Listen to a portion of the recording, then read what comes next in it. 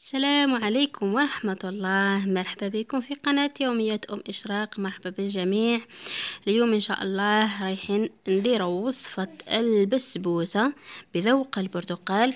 تجي رائعة جدا، تجي منكهة بالبرتقال. نستغل الموسم تاعو. أول شي دائما نبداو به هي الشاربات. باش تبرد نحتاجوها باردة. درت كأس من السكر وكأس ونصف من الماء. هكذا ما درتش 2 كيسان تاع ماء لاني رايحه نضيف نصف كأس من عصير البرتقال على الاخر خلاص حتى تغلي 8 دقائق. نحيها ونضيف العصير تاع البرتقال، نديرها فوق النار تغلي 8 دقائق ونحيها. نروح مباشرة نوجدوا البسبوسة. عندي 4 حبات من البيض يكونوا بحرارة الغرفة. راكم تشوفوا الحجم تاعهم كبير شوية، ما همش صغار بزاف. وعندي كأس من السكر. البنات سبق ودرت بسبوسة بالكراميل، جات رائعة جدا. شوفوا فقط في الفيديوهات رايحين تلقاوها. قرصة ملح وكأس من السكر ونخلطهم مع بعضهم مليح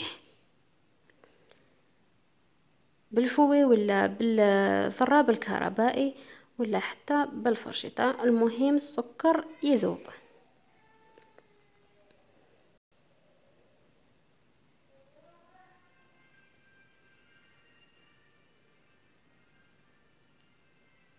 بعد ما ذاب السكر هنا ضفت كأس من الزيت. وهنا عندي عصير تاع 3 حبات برتقال، عصير طبيعي، ضفت منه نصف كأس فقط. وعوضت النصف الآخر بالحليب. يعني هنا اللي ما حبتش دير البرتقال دير كأس كامل تاع الحليب. ولكن البرتقال البنات العصير هذا زاد لها واحد البنة رائعة. نخلطهم كامل هكذا مليح يتجانسوا في بعضهم.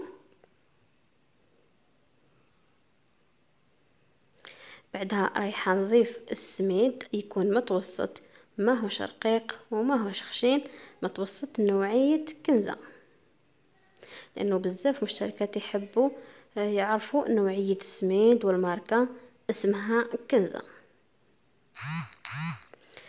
كل ما نغربلوه هكذا كل ما يدخل الهواء مليح وتجي الوصفة تاعنا خفيفة.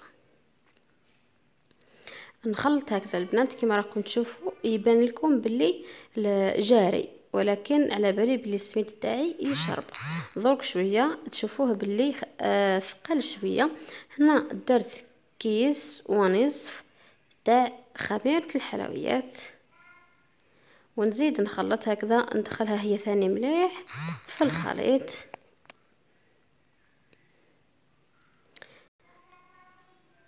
راهو بدل الخليط يثقل لانه كما قلت لكم السميد تاعي انا يشرب. اذا السميد تاعك ما يشربش تقدر تضيفي ملعقه او 2 من الفرينه حتى تحصلي على هذا القوام هكذا. دهنت البلاطو تاعي بالزيت وضفت له شويه سميد. فرغت كامل المكونات ولا الخليط وندخلها للفرن حتى تبدا تحمر على الجوانب. نشوف الجوانب تاعها باللي حمار مليح، نطفي لها من تحت ونشعل لها من فوق ونخليها تتحمر. هنا راني دخلتها للفرن على درجه 180. نخليها تطيب غير بالعقل حتى راكم تشوفوا باللي تقريبا طابت وحمرت من الجوانب. وشعلت لها من فوق ونخليها حتى تتحمر على الوجه كامل ونحيها. الشربة تاعي راهي واجده، راهي بردت، خليتها غلات 8 دقائق كما قلت لكم على الاول. رايحه نضيف العصير، نصف كأس عصير برتقال طبيعي.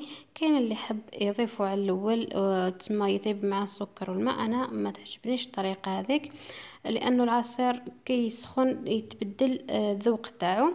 من احسن نديرها هكذا ويبقى ذوق البرتقال كما راهو.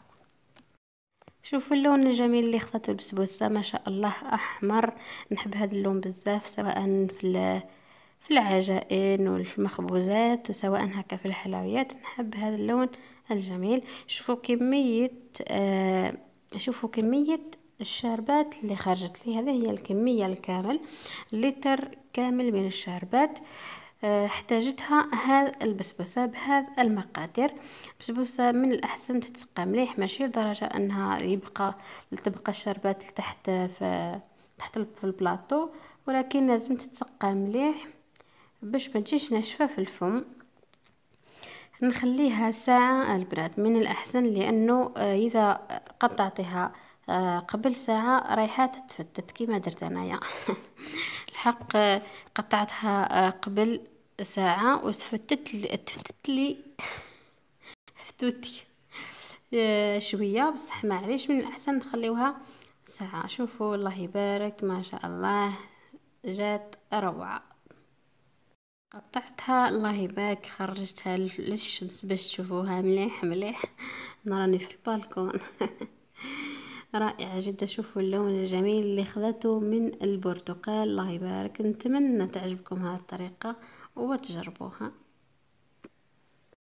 اللي عجبتها الوصفة هذه يا البنات تخلي لي تعليق فقط تحت الفيديو، تخلي لي شوية تشجيع. نحتاج شوية تشجيعاتكم يا بنات، لأنه أكيد بتشجيعاتكم نقدر نكمل، سينو نحبسها. اتكلوا على الله وجربوها، وأكيد رايحة تعجبكم. وإذا عجبتكم ادعوا لي بالخير، وإذا ما عجبتكمش ادعوا لي بالخير.